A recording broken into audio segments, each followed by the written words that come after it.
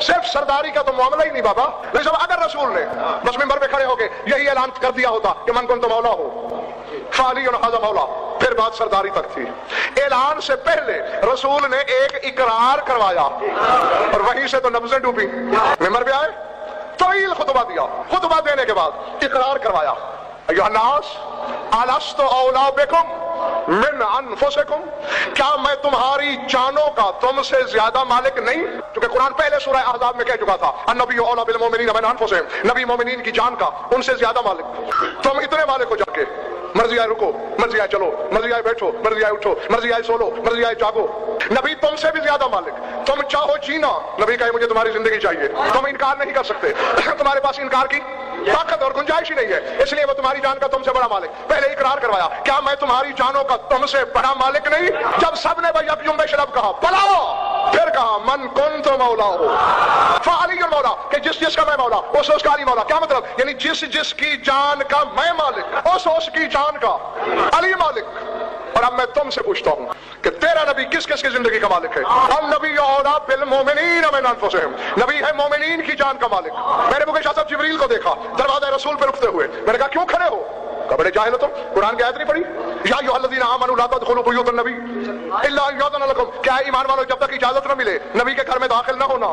تو چونکہ میں بھی مومن ہوں بغیر اجازت کے کیسے جاؤں؟ فرشتے مومن. قرآن پڑھو سورہ صفات یا منبر پہ لاؤ، انبیاء بنی اسرائیل کا سلسلہ گنوانے کے بعد کہہ رہا ہے انہ من عبادنا المؤمنین، نبی ہمارے مومن بندے، آدم سے عیسیٰ تک نبی مومن، جبریل سے سلسائل تک فرشتے مومن، اور میرا نبی مومن کی جان کا اس سے بھی بڑا مالک. اب آدم سے عیسیٰ تک کی زندگی کا محمد مالک، ملائکہ کی زندگی کا رسول مالک، اور رسول نے کہا جس کی زندگی کا میں مالک اس کی زندگی کا علی مالک. نہیں سر اٹھا سر، رسول آدم کی زندگی کا مالک ہے یا نہیں؟ تب علی بھی آدم سے زیادہ آدم کی زندگی کا مالک، یعنی آدم مملوک، علی مالک. اور علی کے خادم کے نالائق بیٹے زمین پہ بیٹھ کر بھونکتا ہے میں مالک جیسا.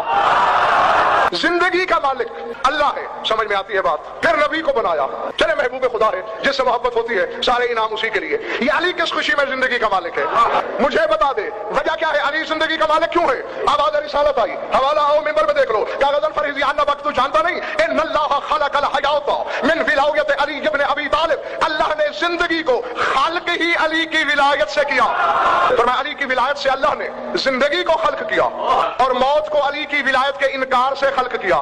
یہی تو وجہ ہے اپنے ہاتھوں سے مرنے والوں کے کندھے ہلا ہلا کے کہہ رہے ہوتے ہو اسمع افہم، سن بھی لے سمجھ بھی لے. اب سوچنے والا سوچے گا نہیں بھائی مردے کو کیوں کہہ رہے ہیں سن، بھائی ہم زمانے کو سنا رہے ہیں کیونکہ ولایت لے کے مرا ہے.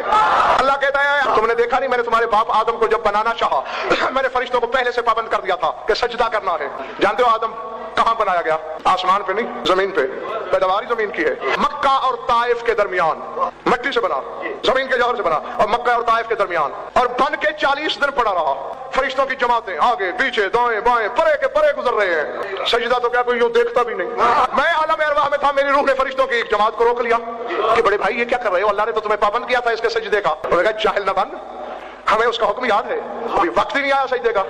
وہ کیوں؟ اس نے کہا تھا فَإِذَا سَوَّيْتُهُ وَنَفَخْتُ فِيهِ مِن رُوحِي فَقَعُوا لَهُ سَاجِدِينَ، کہ جب اعضاء بنانے کے بعد اس میں روح پھونک لوں پھر سجدہ کرنا. اعضاء تو بن چکے ہیں، ہم کوئی بت پرست ہیں کہ بت کو جھکیں؟ ہم تو روح کے انتظار میں ہیں، روح آئے گی تو سجدہ کریں گے. آدم کا مسجود بنا حسنین صاحب جب روح آ گئی، روح کے بغیر ڈھانچہ بے قیمت تھا. ان اول بیت وضع للناس الذي ببکۃ مبارک وهدى للعالمین، سورہ آل عمران ہے. اللہ کہتے ہیں زمین پہ پہلا مکان کعبہ ہے. حدیث میں ان الکعبۃ منزلۃ من السماء، کعبہ آسمان سے نازل ہوا تھا.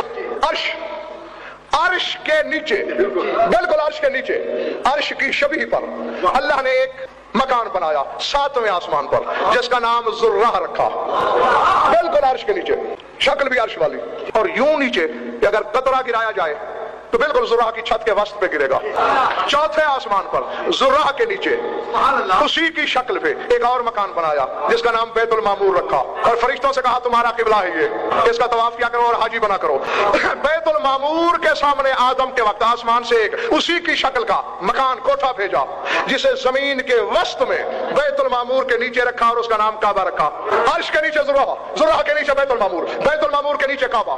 काबा है वस्ते जमीन, बिल्कुल जमीन का सेंटर। हुसैन साहब, मैंने कुरान से पूछा सेंटर क्यों है? सूरह हज कहती है सवाउनिल आकिफु फीहि वल बाद, ताकि चारों सिमतों से आने वालों का फासला बराबर हो। शिया सुन्नियों ने लिखा वलिद अलीयुन फी जौफिल काबते, 13 रजब की रात अली काबे के सेंटर में आया। इन एन अर्श को छोड़ो और एन काबे के वस्त में। अब था पहला मकान, पहला बैत, अव्वल बैत आदम के वक्त का बैत अव्वल था। नबी साहब किबला अव्वल क्यों नहीं? ये कभी मस्जिद अक्सा किबला है, कभी हैकल सुलेमानी किबला है, ये किबला बदल क्यों रहे हैं और आरजी किबला बन रहे हैं? जब ये कयामत तक का किबला है, नासिर किबला है, बाकी रहने वाला किबला है और अव्वल बैत है। या तो पहले से ना होता, पहले से है भी। मैंने जिस साहिब इल्म से पूछा, कुरान से पूछा, हदीस से पूछा, तफसीरों से पूछा, उन्होंने कहा तुमने देखा नहीं फरिश्ते दाएं बाएं से गुजरते रहे, आदम का सजदा नहीं किया क्योंकि रूह दाखिल नहीं हुई थी। तो जसद काबा इंतजार में है कब रूह विलायत आए।